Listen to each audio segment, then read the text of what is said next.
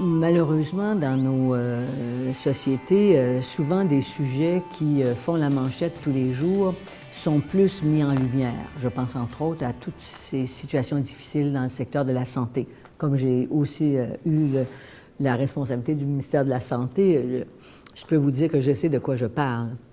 Mais il reste que l'éducation, c'est la base même de la richesse d'une société.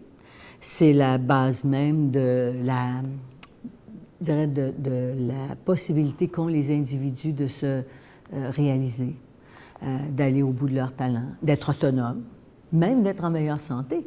Parce que plus on est formé, plus on a une bonne connaissance des décisions qu'on peut prendre comme citoyen pour améliorer ses conditions de vie, pour avoir une meilleure qualité de vie, etc. Et ça passe par la valorisation de l'éducation. Parce que c'est une chose que de dire rationnellement, c'est bon pour vous, mais il faut aussi amener les gens à ce qu'ils s'approprient cette réalité-là, ces concepts-là. Et valoriser l'éducation, pour moi, c'est au cœur non seulement de l'action d'une ministre de l'Éducation ou d'un ministre de l'Éducation, des comités de parents, c'est au cœur de l'action d'un gouvernement. Il y a des statistiques, et à l'époque, on en parlait justement dans ces années-là, des statistiques qui démontrent qu'au Québec, par comparaison avec d'autres juridictions, gardons ça au Canada, nous ne valorisons pas beaucoup l'éducation. En fait, on était dans ces années-là en bas de 60 %, alors que la moyenne canadienne, lorsqu'on pose la question aux gens sur l'importance de l'éducation, était plus dans les alentours de 75 à 80 %. C'est un écart énorme.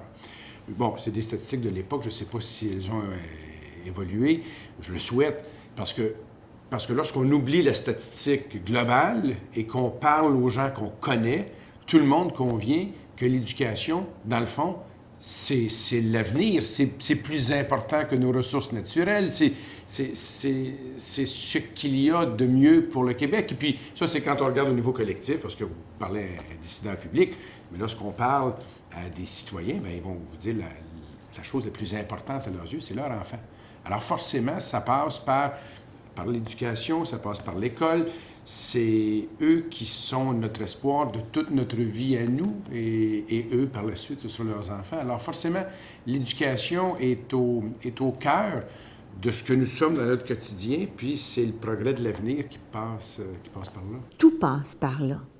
Si on a un jour des scientifiques qui font des découvertes, c'est parce qu'on a eu des gens qui sont allés à l'école, qui sont allés à l'université, qui ont fait des doctorats. Si on peut essaimer à travers le monde avec nos grandes firmes d'ingénierie, c'est parce qu'on est allé à l'école. Si on a des artistes et des créateurs qui réalisent des projets, qui réussissent dans leur profession de façon exemplaire, c'est parce qu'il y a des poètes qui ont appris à écrire, puis qui ont appris à écrire de la poésie, c'est parce qu'il y a des gens qui ont appris de la musique et qui sont capables de nous faire bénéficier de leur talent. L'éducation, c'est tout dans la vie. Vous savez, aujourd'hui au Québec, dans nos discours, tout le monde dit qu'il y a une priorité, c'est l'éducation. Tout le monde dit qu'il faut amener nos enfants à la réussite. Tout le monde dit qu'il faut amener chacun des enfants à développer son plein potentiel. Pour certains, ce sera au niveau universitaire, pour d'autres, une technique, pour d'autres, un DEP, pour d'autres qui ont des limitations, peut-être une attestation. Il faut se creuser le génie pour amener ces enfants-là à la réussite et faire en sorte que notre école, elle soit considérée.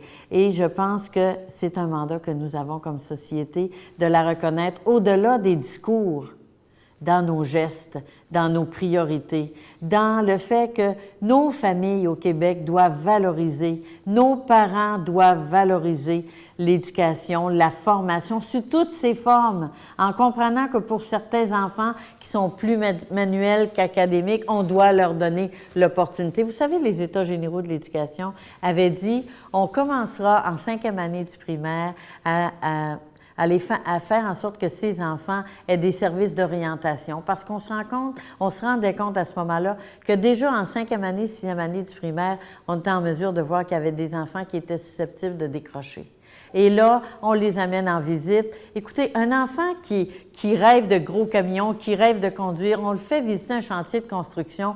On l'amène à se motiver pour dire que pour lui, c'est important d'apprendre le français et les mathématiques s'il veut un jour accéder à un poste et à un travail comme celui-là. C'est une motivation, c'est une stimulation et il faut que notre école ait la possibilité de faire ça, mais il faut que notre population et notre société, que les communautés immédiates qui entourent l'école, je vous dirais le monde du travail, le monde de l'industrie, doit être préoccupé de son école à partir du primaire, secondaire et bien sûr au cégep. C'est un monde du travail qui aura besoin de techniciens et de techniciennes de façon très importante. On en manque déjà. Alors, c'est pas pour tout le monde l'université, mais c'est pour tout le monde un travail décent dans de bonnes conditions.